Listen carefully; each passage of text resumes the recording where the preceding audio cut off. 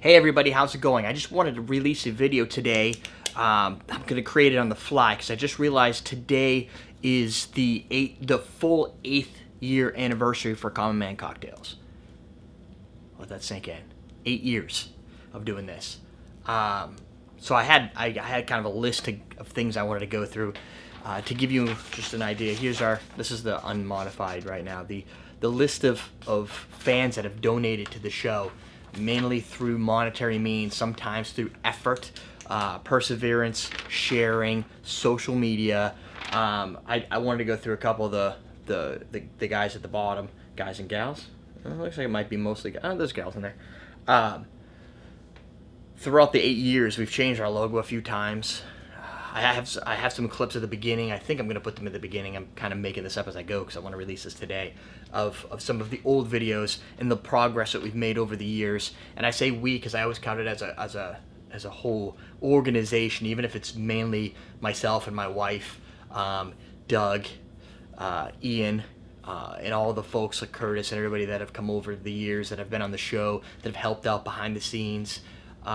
Even just partying and tasting some of the cocktails we've created, like Dan and Jalitha, people we've met like Kyle Wood, Christopher, the folks that we saw like David Warhay at Tales of Cocktail this year.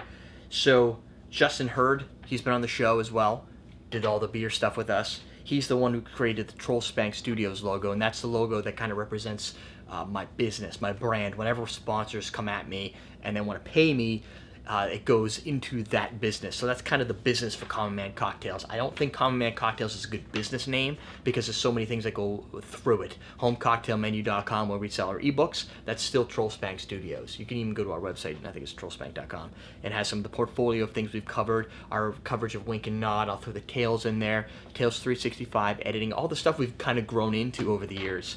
So Justin is the one who kind of worked that, has helped me with a lot of the creatives behind the scenes for logos and in font selections and stuff like that for content you haven't even seen yet that we've been producing for a long time now that hasn't been released. Randy Hall, I don't know if Randy Hall's still a fan, but he just created this logo one day. He's like, hey, I was just kind of getting creative and I came up with this, and that is today's Common Man Cocktails logo. I just was like, I need it. Luke Lydell, who created the original logos, has created the Awesome Drinks logos, has created logos for some of the game properties I'll talk about in a little bit that we've done in the past. I just saw this new logo and I was like, that is where I see Common Man Cocktails going. It was not necessarily fancy, simple, easy to logo and put on things, and it just seemed to represent the brand. So, big shout out to Randy Hall, Luke Lydell, like I said, for the CMC logos, the Awesome Drinks logos, Michael Ellingson, a lot of Photoshop work. He's the one who put Tipsy Bartender into one of the shots of me once, and we put it out every now and then. He did some of the more creative, silly graphic, just Photoshop edits that have been on our Facebook page over the years. He also has done some of the banners for the YouTube channel. Timothy Iverson, who's done our business cards, which are floating around here somewhere, but anyway, there's business cards. And I use those, Timothy's business cards, all week. Ian especially, was just throwing them out to people at Tales of the Cocktail. Pete Mitchell from No More Kings for the audio track, Critical Hit, and support over the years. Eric Thoreau, if you've seen any of the banners that we've done, Eric just tosses content. He was one of the biggest purchasers of Awesome Drinks when we first started up, really helped get us grounded and confirm that we could get sales from fans and from just general audiences, which was pretty cool. He's done some edged glassware, if you've seen him on the show, if it has the old Everyday Drinkers, the original Everyday Drinkers logo, that's from Eric. Bobby Susmeal, who's worked with the editing of our ebooks, has donated through our live streams, and all the other folks that have donated. And Mushi the Cat, I think, has donated some money. The live stream's tougher to kind of break down and put in this list, so if you've donated in the live stream, let me know so I can put your name here, because there's no place where it records that, so I can't remember unless I see it right in the show, and then I can't remember to write it down because I'm in the middle of the show. So a little bit of kind of where we started. Originally, I started as a video game audio show. We actually had a online video store called Tech Diversions, And tech diversions, my goal was to sell video games because I love video games. So I thought get into video game online retail, do some buy trades, try and grow a business around video games, and it became extremely difficult. Nearly impossible, actually, with the folks like GameStop and everybody scrambling to figure out how they're going to keep a market when used games are growing. This just market saturation, and folks like Cheap Ass Gamer who were able to like drive sales through their podcast. I said we needed a podcast, so I built a gaming podcast, which went on for like 3 or 4 years. It still goes on. You can check it out. It's not mine anymore. I gave it away to one of our co-hosts, but it's gamingpodcast.net if you're into gaming podcasts. And so I had to get out of that, and I started actually at one time doing both drinking and gaming at the same time, 2 different shows, 2 different recordings, but my time was consumed for both of those, and it went on for a while. And I just was getting burned out. I had to get out of the gaming a little bit. I still had another gaming podcast that I did, and I show up every now and then for at toooltoplay.com, where I used to be a video game editor. And I just found gaming was extremely hard. The business that I had built wasn't really growing. So after probably $25,000, $30,000 worth of investment and a lot of theft, a lot of getting ripped off, it was really tough. I closed that business and I decided I'm going to do something that I felt like I could get out more in. And that's where kind of doing an audio show around drinking came in, which was at everydaydrinkers.com originally. And then I wanted to do some video because the video media seemed to like it was growing. So I thought, hey, let's do a video show. And I picked up a recipe book, and I started really getting into this. Just step back a minute.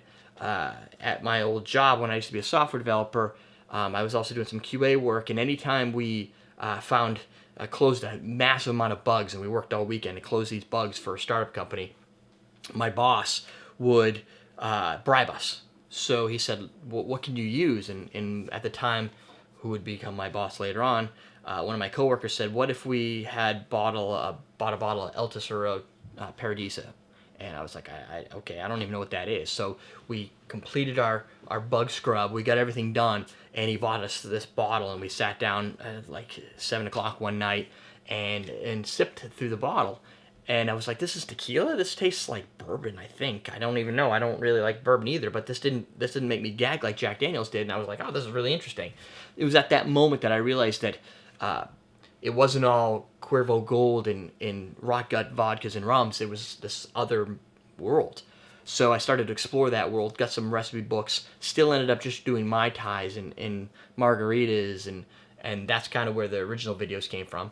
I decided I wanted to videotape this exploration going through these recipes, because if I couldn't figure it out, if I was afraid, there must be other people that were afraid.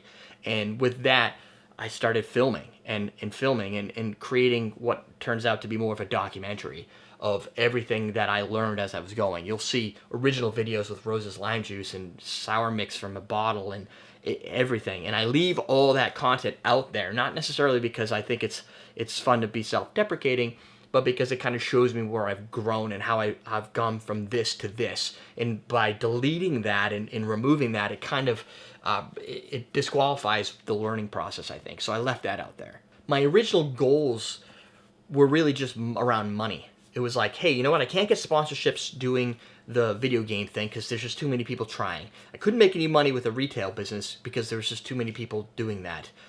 So I thought, if I go into alcohol can't advertise in the same place as gamers advertise. It's a different demographic. So if I did that, then I can capture that demographic, because there was only like 2 people doing it. It was like Robert Hess and in like bartending school, and their videos were shitty, and they still are shitty. And I was like, how can I do something better? And I wanted to do sort of like what I saw from Small Screen Network at the time, who I'm now affiliated with, go figure. And I said, I can do this, but Robert Hess isn't my style. I'm kind of falling asleep. I need something more. I need something that has more power, more enthusiasm to it. And that was kind of the direction I went. And I looked at that in combination with the energy and the enthusiasm of Gary Vaynerchuk at Wine Library TV. And I said, if I can bring this together, I think I could do something that I could enjoy and would be more me, and make some money along the way. Turns out making money along the way was tough. It's still tough. It's not always a battle. But what I've learned over the years is, in my goals have shifted from how can I generate revenue to how can I change people's lives. And I don't want to say that like I'm a hero. But when you're looking at ways that you can motivate yourself, making money there's a motivator there. But today, that motivator is just enough to get by. Like, just to be able to survive and eventually have some comforts again, like I have had in the past. But this other direction, maybe I just got older and wiser or something. But I mean, we're talking about a business as a software developer, and then into sales where making 160 to 180,000 a year was the norm, and I moved from that to making, I don't know, what's my Patreon at, $500? It's low. So the savings and the investments I've made in the past have helped me to survive the next few months, so I can grow the brand, the Common Man Cocktails brand, the home cocktail menu brand, and everything around that. And Jennifer's along for the ride, and she's been helping. She's been, besides doing a lot of the initial editing work, she creates a lot of the recipes, all of the recipes for home cocktail menus. So she has grown. She's now being published in a book for her recipe that she's developed. So she knew nothing either, right? And I've kind of dragged a lot of people through this path on my way. But being able to receive an email from folks like Kyle Wood, Curtis McMillan, and saying, you know what, I was doing this, and now I'm doing this because of you. Or I was at this level and now I feel like I'm here. Or I've had people who wrote me saying, I had no job in this at all. I didn't even know what I wanted to do for a living. And then now I'm like a head bartender at such and such a restaurant. And yeah, I've never been there. I don't know anything about that specific restaurant. But the fact that they did that because of watching us, that's awesome. And along with that goal of changing lives, that's why I'm not so impacted when I see 500 to 1,000 views, even though I would love to have 5,000 per video. Having even the low under 1,000 in some cases, especially in the summertime, and being under 5,000 when 3 years ago, when we were smaller, 4 years ago when we were smaller, we were getting 2,500 to 5,000 a video, which was pretty cool. And I was chasing that number. But I think the subscriber count, not just the number, but that doesn't mean anything, but the actual subscribers that are vocal and talk about us and email us and chat on our live stream, on our Facebook feed, on our Instagram, on our Twitter, on our Snapchat, everywhere where everybody interacts with me, those people 5 years ago were not the same quality. They were people who clicked on a few videos, they might say cool vid, and you never hear from them again. Maybe they stick around for 3 months, they get bored and they're out. I have subscribers now that are on, they were from when we were in the attic, they were from when we were in the set over here downstairs before the bar, and they've been along that whole time. And I don't know if every other YouTuber can say that. And I don't really like to go by YouTuber either. I like to go by content creator because I'm generating content all over the place. But there's a lot of folks out there that call themselves a YouTuber and they have a channel. Maybe they do makeup videos or unboxings or challenges, whatever it is. I don't know if they have the same level of dedicated subscriber base. If they do, that's awesome.